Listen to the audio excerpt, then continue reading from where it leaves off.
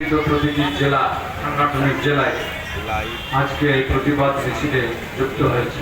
জেলা সভাপতি, সাংসদ, সেই সঙ্গে মিডিয়া সেট, পুলিশ প্রশাসন সকলকে আমি ধন্যবাদ জানাই। আজকের এই প্রতিবাদ মিছিলে নেতৃত্ব দিয়েছেন আমাদের মুর্শিদাবাদ জেলার একমাত্র মন্ত্রী সম্মানীয় আকরুজ্জামান সাহেব।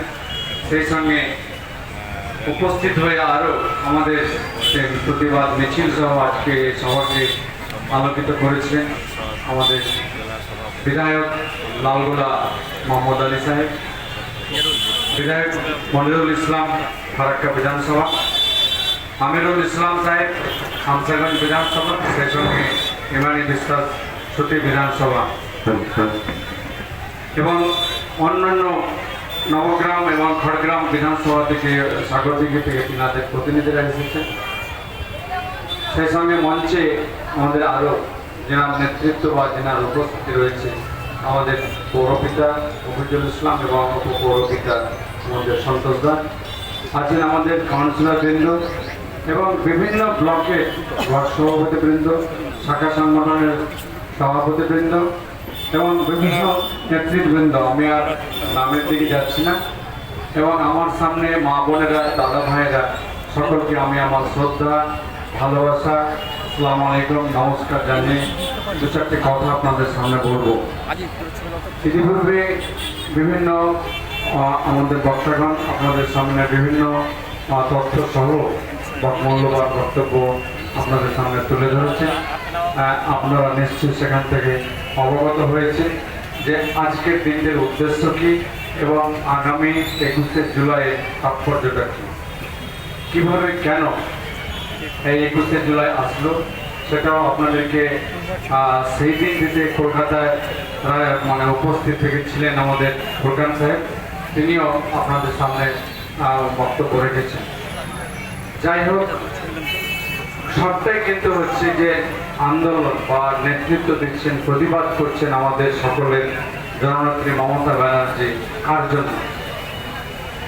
তিনি কি তেনার নিজের জন্য করছেন? তিনি কখনো নিজের জন্য করেন না, নিজের জন্য ভাবেন না। আজও তিনি সাধারণ মানুষের মতো জীবনযাপন করেন। তিনি সবটাই ভাবেন, সবটাই করে থাকেন হচ্ছে বাংলার মানুষের জন্য। আজকে যে ভাবনা যে এই যে বাঙালি পরিযায়ী শ্রমিক ভাইয়েরা যে বিভিন্ন রাজ্যে যাচ্ছেন, তাদেরকে যে উৎপীড়ন হচ্ছে তাদের উপরে যে অত্যাচার হচ্ছে, তার প্রতিবাদ তিনি কেন্দ্রীয় সরকারকে আগেই জানিয়েছেন এবং আজও কলকাতার রাজপথে একজন মুখ্যমন্ত্রী হয়ে তিনি লক্ষ লক্ষ মানুষকে সঙ্গে নিয়ে তার হেঁটে প্রতিবাদ জানাচ্ছে। আজকে বাংলার মানুষের জন্য, আজকে মুর্শিদাবাদ জেলার, আজকে এই জমিপুরের মানুষের জন্য তিনি প্রতিবাদ করছেন। আমরা তো চুপচাপ বসে থাকতে পারি না। গত পরশুদিন একটা রক্তদান শিবিরে আমাদেরই তৃণমূল সংগঠনের, শিক্ষক সংগঠনের একটা রক্তদান শিবির হচ্ছিল। সেই রক্তদান শিবিরে তখন আমি একটার সময় বক্তব্য রাখছিলাম। আমি নিজে থেকে বলে ফেললাম যে আশরাফ রেজভী সাহেব, আপনি তো সভাপতি, আপনি একটা উদ্যোগ নিন। যেমন একদিকে কলকাতায় আমাদের মুখ্যমন্ত্রী রাজপথে হাঁটবেন, আমরাও এখানে হাঁটবো এবং হেঁটে ওনাকে আমরাও এখান থেকে সমর্থন এবং উৎসাহ যোগাবো। কিন্তু সেই দিনই সন্ধ্যাবেলা আমাদের পার্টির একটা নির্দেশনামা চলে আসে যে প্রতিটি সাংগঠনিক জেলায় বাংলায় এই একই সময়ে এই কর্মসূচি করতে হবে। কিন্তু এত অল্প সময়ের মধ্যে আমাদের সাংগঠনিক জেলা যে এত লোক আজকে পায়ে পা মেলাবেন আমি ভাবিনি। আমি খুব গর্বিত, আমি আপনাদেরকে কৃতজ্ঞতা জানাই, আমি অভিভূত। আগামী দিন এইভাবে আপনারা সকলে ঐক্যবদ্ধ থাকবেন, আর এই ঐক্যবদ্ধ থাকলেই আমরা আমাদের লক্ষ্যে আমরা অবশ্যই উপনীত হব। বিষয় হচ্ছে যে আজকে যে বাংলার, আমার কাছে আজকে সকালেও ফোন এসেছিল উড়িষ্যার ঝাড়সুগুড়া থেকে। ঝাড়সুগুড়া তিনার বাড়ি হচ্ছে ভগবানগোলা 1 ব্লকে লালগোলা বিধানসভার যে একটা অঞ্চল রয়েছে কান্তনগর, সেই কান্তনগরের একজন মানুষ। তিনি ওখানে ছোটখাটো ব্যবসা করেন। তো সেই ব্যবসার সূত্রে তিনি ওখানে আসেন। তিনাকে পুলিশ ডেকেছিলেন, দেখে তিনার কাগজপত্র দেখেছেন, দেখে আটকান নেয়া তিনাকে ছেড়ে দিয়েছেন। কিন্তু তাকে ওয়ার্নিং দিয়ে রাখা হয়েছে যে আপনি 2 মাস আপনি এই এলাকা ছেড়ে যেতে পারবেন না, এমনকি বাড়ি যেতে পারবেন না। সে ভদ্রলোক আমাকে ফোন করেছিলেন, আমি বলছি, চিন্তা করো না, তোমার এইগুলো পাঠাও। ওরা বলছে কি ভেরিফিকেশন করার জন্য। আমরা ভেরিফিকেশন 2 মাসে না, আমরা 2 দিনে করে পাঠাবো ওখানকার পুলিশ অফিসার। কিসের 2 দিন? কিসের 2 মাস লাগবে? আজকে ডিজিটাল সময়, আজকে মোদীজি বলছেন ডিজিটাল ইন্ডিয়া, ডিজিটাল ইন্ডিয়া। 2 মাস কিসের? সে কি ফ্রড লোক আছে? দেশের নাগরিক হয়ে তার যদি এই জায়গাটা তৈরি হয়, তাহলে ভাবুন যে এদের চিন্তা ভাবনাটা কি আছে। কাজে আমাদের সকলকে ভাবার সময় এসেছে। আর না বিজেপি। সমস্ত ভাই সকলকে বন্ধুরাকে বলবো, আপনারা ঐক্যবদ্ধ থাকবেন। যে যে রাজ্যে বাংলার মানুষের উৎপন্ন হচ্ছে, যেমন উড়িষ্যাতে শাসককে বিজেপি, আসামে এরকম উৎপীড়ন হচ্ছে, ডিটেনশন ক্যাম্পে নিয়ে যাচ্ছে, সেখানের শাসককে বিজেপি। রায়গড়, কোরবা, বিলাসপুর, ছত্তিশগড় রাজ্যে সেখানের শাসককে, সেখানেও বিজেপি। মহারাষ্ট্রে সেখানেও বিজেপি, দিল্লিতে সেখানেও বিজেপি। তাহলে ভাবুন, ওই তামিলনাড়ুতে তো হচ্ছে না, কেরালায় তো হচ্ছে না, কর্ণাটকে তো হচ্ছে না, কিন্তু যেখানে বিজেপি শাসক দল রয়েছে, বিজেপি শাসিত রাজ্য, সেখানে কিন্তু এরকম ঘটনা ঘটে। তাহলে বুঝতে হবে তাদের মানসিকতা কি বাংলার মানুষের প্রতি। কাজে আমাদের মাথার উপরে রয়েছে আমাদের নেত্রী মমতা ব্যানার্জি। তিনার পাশে থাকলে নিশ্চিতভাবে আমাদের ছায়া, ছাতা, ছাদ সবটার কাজ করবে। কাজে সকলের কাছে আমি বিনম্র আবেদন করব, নেত্রী মমতা ব্যানার্জির পাশে থাকুন। নিশ্চিতভাবে আমরা সুরক্ষিত আছি এবং ইনশাআল্লাহ আগামী দিনে আমরা সুরক্ষিত থাকব। আমিও আমাদের যে কেন্দ্রের স্বরাষ্ট্র দপ্তর অমিত শাহজি যে মন্ত্রী, তিনাকেও আমি জানিয়েছি যে এই সমস্ত অমানবিক কাজগুলো বন্ধ করুন। আপনি সমস্ত রাজ্যগুলোকে নির্দেশ দিন যেন এইরকমটা না হয়। আমাদের বাংলায় গতকালকে একটা পরিসংখ্যান পেলাম যে আমাদের বাংলায় 58 লক্ষ পরিযায়ী শ্রমিক বাইরের রাজ্যের কাজ করছে এখানে, 58 লক্ষ। আর আমি কথাটা এই জন্য বলতে যাচ্ছি যে সিপিএম কংগ্রেস এরা বলছে যে বাংলায় তৃণমূল সরকার কাজ দিতে পারছে না, তারা চলে যাচ্ছে বাইরে কাজের জন্য।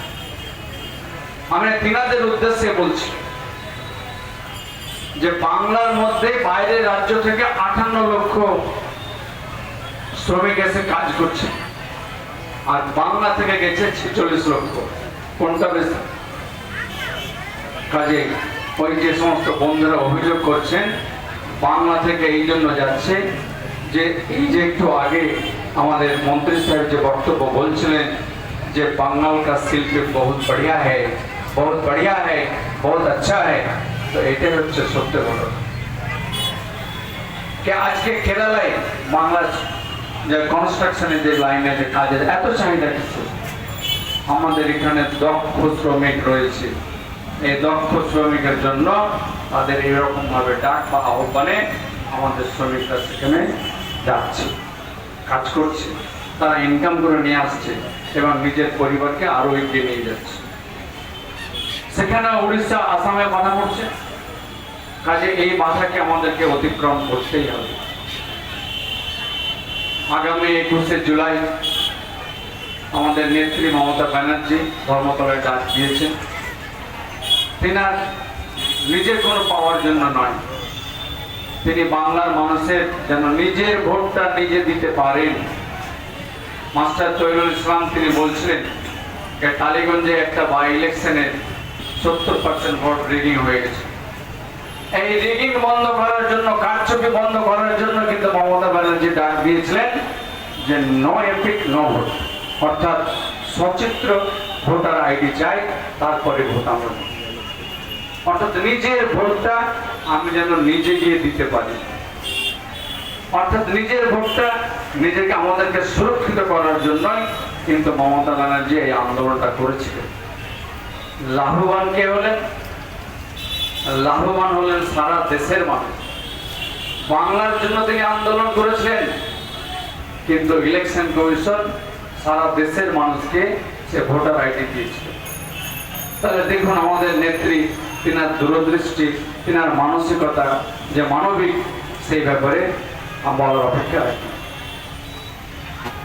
কাজে এইভাবে আমাদের যে নেত্রী প্রতিটি মানুষের কথা, প্রতিটি পরিবারের কথা ভাবেন, তো এই ভাবনাকে অবশ্যই আমাদের সে সম্মান মর্যাদা কিন্তু দিতে হবে।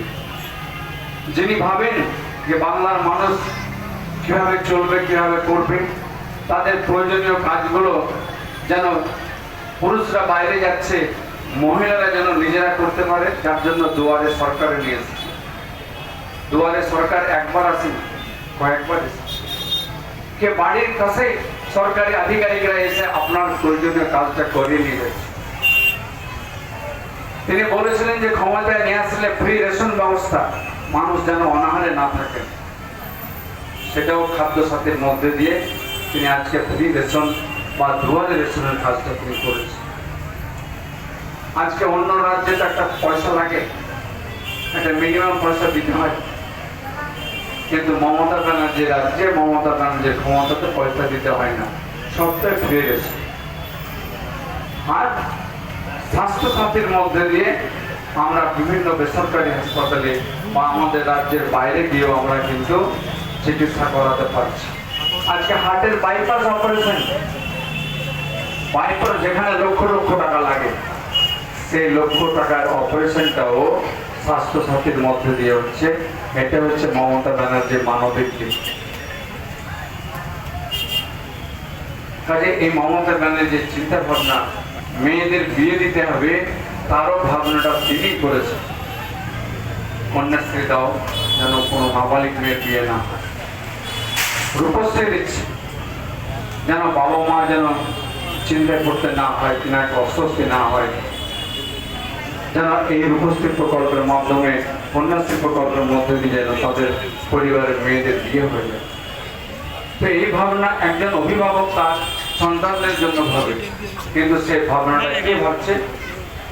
নেত্রী মমতা ব্যানার্জি। কাজে আমরা সকলে মমতা ব্যানার্জি আগামী দিনে তিনার চলার পথকে, তিনাকে শাসন ব্যবস্থাকে, তিনাকে চতুর্থবার মুখ্যমন্ত্রী হিসেবে পাওয়ার জন্য তিনার হাতকে শক্ত করবো, তিনার পাশে থাকবো, তিনার জন্য দোয়া করবো যেন মহান আল্লাহ পাক রব্বুল আলামিন ওনার সুস্বাস্থ্য রাখে না। আমি আর বক্তব্য বাড়াবো না, কারণ আপনারা জানেন যে 21শে জুলাইকে নিয়ে বিভিন্ন ব্লকে কর্মসূচি হচ্ছে, অঞ্চলে কর্মসূচি হচ্ছে, সেখানে যাওয়ার আছে। আপনারা অনেকক্ষণ থেকে রয়েছে আছেন, আপনারা সঙ্গ দিয়েছেন। আমি আরও একবার নতমস্তকে আপনাদেরকে আমি কৃতজ্ঞতা জানাই, যেভাবে আপনারা আজকে সঙ্গ দিয়েছেন। আগামী দিনে আপনারা দোয়া আশীর্বাদের মধ্যে দিয়ে আমাদেরকে এভাবে উৎসাহিত করবেন, এই আহ্বান রাখছি। ধন্যবাদ। সকলে ভালো থাকবেন, সুস্থ থাকবেন। জয় হিন্দ, জয় বাংলা। নেত্রী মমতা ব্যানার্জি জিন্দাবাদ, নেতা অভিষেক ব্যানার্জি জিন্দাবাদ, তৃণমূল কংগ্রেস জিন্দাবাদ। ধন্যবাদ।